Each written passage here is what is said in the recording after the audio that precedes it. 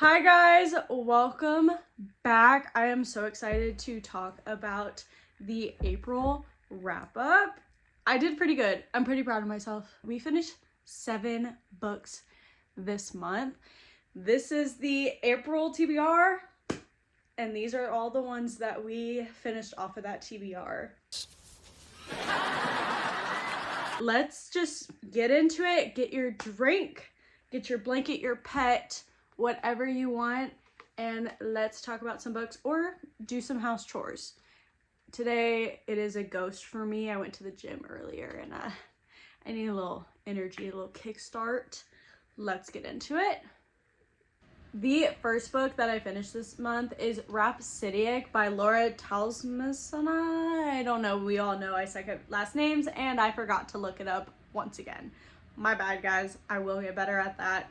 We read this from March 25th to April 3rd, and I gave it a 3.5 stars, okay? This is about a siren who, she's 15 turning 16 in the very beginning of this book, and then the other viewpoints are 7 years in the future, like, and all that stuff. So she's a siren, which means that she can manipulate people's emotions around her and some other stuff, and then something happens to her when she's just about to turn 16 and she calls on the Barganger. The Barganger is a fae who makes deals, and then you then owe him something and he can cash it in and at any point in time, and it could be for anything in return.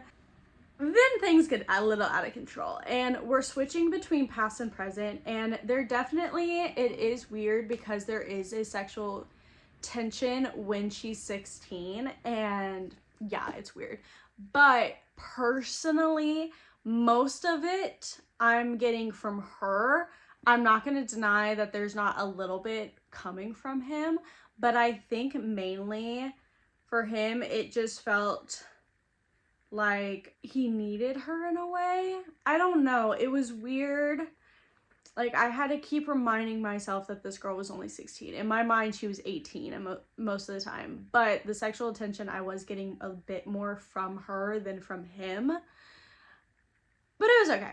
And then 7 years in the future, we're dealing with the aftermath of their fallout and him just randomly popping back into her life with no explanation, trying to win her back, essentially. And she is just, like, still upset and doesn't understand why he left in the first place. And he's not exactly telling her, but he is cashing in all those IOUs finally. And we see their entire process through that. This is a dark romance, but book 1, I'm going to say, has a sprinkle of fantasy. I think book 2 and the rest of the series is going to be a lot more fantasy-esque than this book. But it's not a romantasy in any way. It just happens to be a spicy romance book that's fantasy.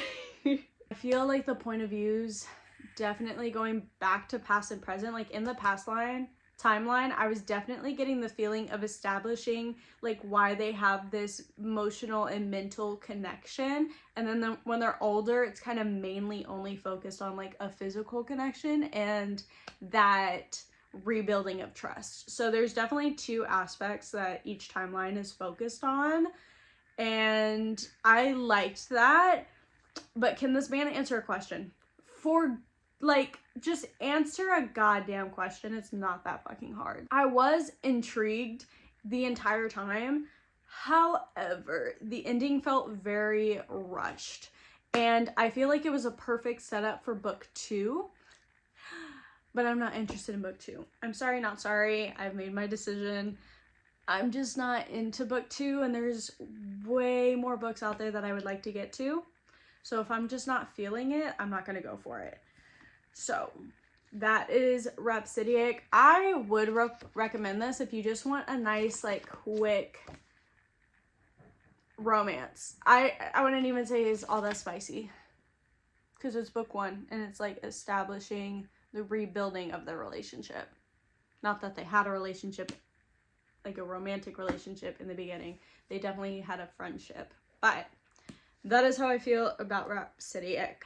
The next book that I listened to it on Ever and this is Funny Feeling by Tara DeWitt. I did read this book through April 8th through the 12th. This is a comedian romance. So it is about two comedians. One is a past comedian who is now her manager, and then the other one is a current comedian about to go on tour, and it is about their relationship. This is single dad romance. I liked him. He was very in touch with his feelings. Did he make dumb decisions? Absolutely. But no one likes a perfect character. I don't know why. Let me stop with the accent, okay? It's fun to do, but it can get annoying. I gave this book 3 stars. Yeah, it was a nice, cozy read. It was enjoyable. It was enjoyable, believable, relatable. I really liked the aspect of a comedy or a comedian romance. They showed life on the road, the relationship between manager and managee. I guess, I don't know. Nice cozy read. I really enjoyed it. And my favorite part had to be there was some pretty good neurodivergent representation. Now, I can't say exactly if it was ADHD or what, because she never clarifies what she has. But as a girl with ADHD, I related to some of this stuff. Now for the next one that I'm super excited about, guys. We reread book 1, Zodiac Academy, The Reckoning. I missed this world and I forgot how much I missed it. This is mainly pure world building and establishing the connections and relationships between the heirs, Tori and Darcy, and then their friends in the Ass Club. So, yeah. This, if y'all have been living under a freaking rock, this is Zodiac Academy, okay? This is about 2 twin sisters who are living in the mortal world. Just living life, barely getting by, when all of a sudden, some older guy, around their age, but he shows up at their apartment telling them that they're fae. They're the lost princesses of a mirror world of Earth where everyone's fae, and they should come with him because of all of that. And they're like, no, you're absolutely crazy. We're not coming with you. And he was like, y'all have a big inheritance. They said, all right, sign us up. Let's go. Why are we waiting? They show up, immediately awaken their powers. This is all in the first 50 pages. They awaken all 4 powers. Never been seen before, okay? Their father only had 3 and he was a king. Her mom only had like 1 or 2. So they're extremely powerful. And then there are these celestial heirs. So when their parents perished and died and they were like snuck off to the mortal world, the celestial council, which there's 4 of them, took over the throne. So the heirs that we have from that is Caleb Altair, Darius Acrux, Seth Capella, and Max Regal. This first book is pure bully. I wouldn't even say bully romance, okay? No one is being very romantic in this. Quite a bit of bullying. So, like, do be prepared. There is sometimes that, like, it took me a second to, like, want to actually read that shit. Not because it was, like, triggering or anything, but I was, like, about to kill these men for putting my girls through that, you know? I was being very protective, and I did not like how they're getting treated. It's not their fault.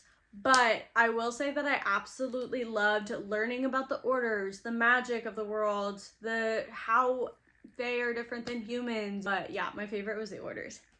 I absolutely loved those. Yeah, basically now they're at a university where they have to survive the Celestials and the other students while knowing absolutely nothing about this world because no one will clue them in on what the fuck is going on.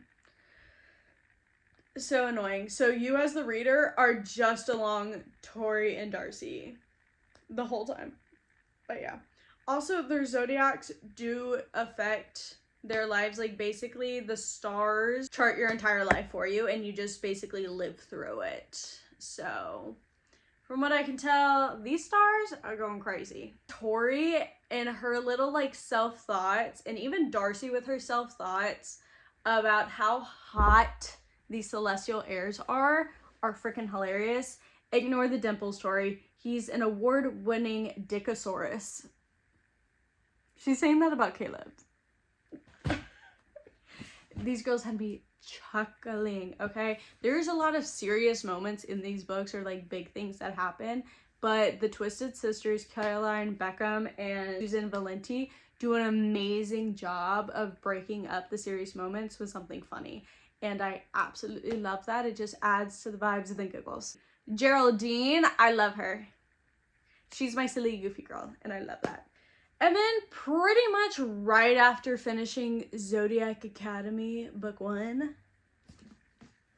I jumped into book 2. Guys, I literally jumped. I dived straight into Ruthless Fae.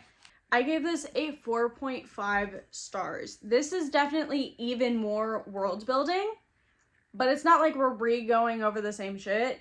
It's like now we're getting a bit more complex, and we're introducing the power players in their universe and in their world and what they're coming up against. I would still say this is a bit, just the tiniest bit of a bully romance, but it's slightly letting up. Just barely letting up. So this entire series is an enemies to lovers romance. This book in particular is giving enemies to possible friendship.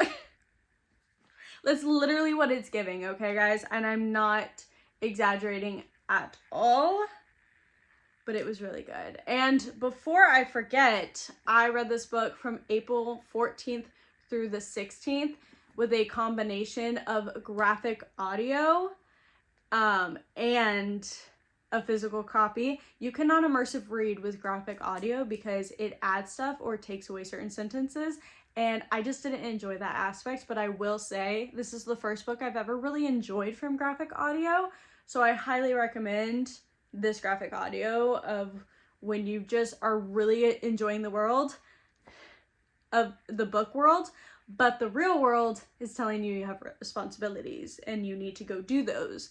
But if you can pop this audiobook on, it's perfect. It's absolutely perfect. And I love the sound effects, the music behind it. It just amplifies everything. It is quite literally like the catchphrase, a movie in your mind. And I love it, okay? Book 2 just adds even more why I love the world, the vibes, the plot, the other characters. We are getting more character POVs, okay? We get Caleb, we get Seth. I don't think we get Max yet. We get Darius. There is the start of a love triangle though, and I'll tell you right now, I'm eating that shit up, okay? But it's also kind of giving the friendship, like the love triangle friendship version kind of thing. I don't know, there's like definitely an attraction, but I don't think we're fully getting into the actually having feelings for each other. I think it's more they think they're hot kind of thing. It does have a little sprinkle of forbidden romance, by the way. Good. And then some other little notes that I have. Caleb's narrator sounds like he should be in Quinn. You know, the app with the sexy voices? Yeah, he sounds like that. The Omega shit was weird. Weird, Seth, weird. Caleb and the Pegasus. Could not stop laughing. Poker night. Tag. Y'all are messy. Love it. Love it, love it, love it. Okay, I want to avoid spoilers, so I'm going to stop talking because I feel like I'm stepping into possible spoiler territory. Next, we listened to the audio of Hate by Tate James. This was one of the picks on the Spin the Wheel. I enjoyed it. It was 3.75 stars. I read it between April 13th and April 26th. It was a little bit of Kindle was in there though. I did read on my Kindle just the tiniest bit, but then it became mainly audio just because I really was enjoying it. So I just wanted to keep listening and reading. And sadly, I have responsibilities, and I was finishing my garden outside. So I finished the book doing my garden outside, like building the raised beds, clearing the land. That entire day was so exhausting. But yeah, I was interested the entire time that I was listening to this book, the whole time. I have no regrets at all, and I cannot wait to start book 2. I'm so excited. If it wasn't for the shit that I have planned right now, I would be reading it. I literally stayed up a little bit last night to just read it a tiny bit. And then I was at the gym earlier and I just read it a little bit as well. So I'm definitely been slipping it in a little bit, even though I'm not supposed to. Also, pause. The one thing that did bother me a little bit is the FMC Madison is a little bit annoying and clueless, okay? But I was also kind of understanding because it's like her hatred gets in the way of her thinking clearly and actually seeing the connections that are happening.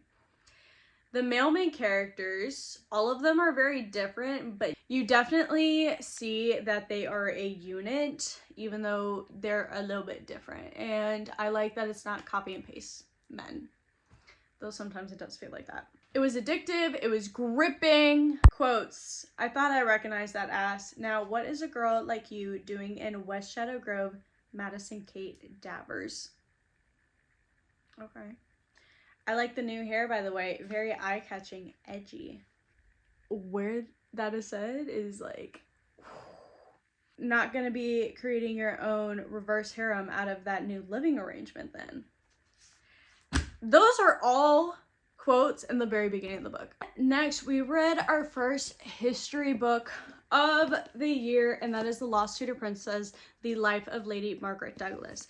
The simplest way I can explain this woman is she is Henry VIII's niece. Okay, to do a little bit of a deeper dive, Henry VIII was born of Elizabeth of York and Henry Tudor.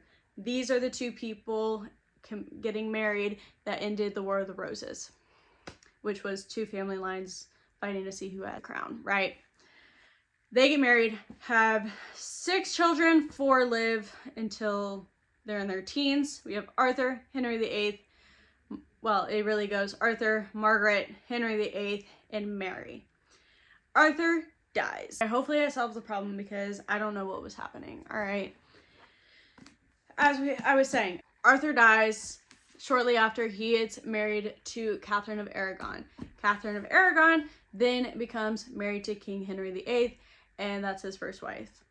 Moving on, okay, so he's gone. Anyways, next we have Margaret. Margaret gets married to the King of Scotland to create an alliance that her father wants, so she goes to Scotland. And then we have Mary, who becomes Queen of France to a really, really, really old king. She is a queen for a year, and then he dies and she comes back home. So Margaret, we have Margaret, right? Margaret is married to the King of Scotland. They get married and have a baby, James. Then the King of Scotland dies, and Margaret marries another person shortly after and has a daughter, and that is Margaret Douglas. So she is King Henry VIII's niece and the Queen of Scotland's daughter, but not of royal blood to the Scottish throne. Her half-brother, however, is the new King of Scotland. This book was very interesting. In the beginning, you see Margaret going through this tumultuous relationship between her mother and her father and like the custody of her during all of that.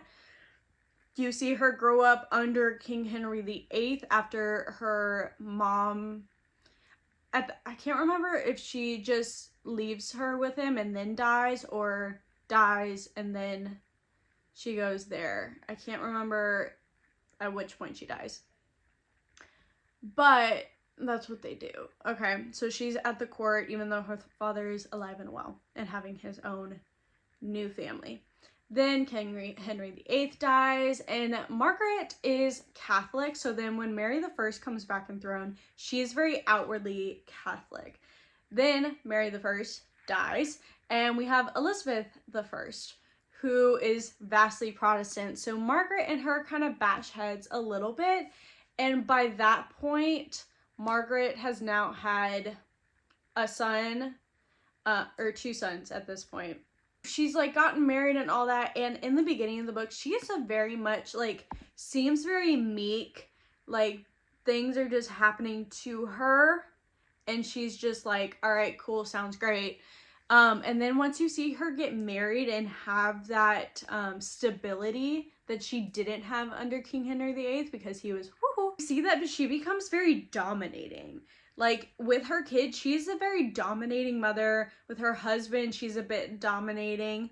It sounded more of a partnership between them. They definitely had a lot of mutual respect and love for each other, and love that. That's always a good thing to have. And all that, but she's also very ambitious. And she does technically have a claim to the British throne. So it was possible that she was going to be named an heir to Mary I or Elizabeth I.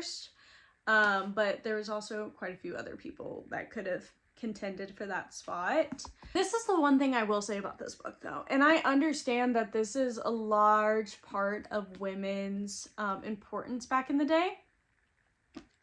I am not exaggerating when I say 40% of this book is about her trying to marry her son, Dudley? What the fuck is his name again? Dudley, to marry Queen of Scots, and how much she's pissing off Queen Elizabeth, and how much she's like, no, I would never do that without your permission. I wouldn't arrange a marriage, blah, blah, blah, blah. And that's literally what she's doing. She spent so much time literally in prison.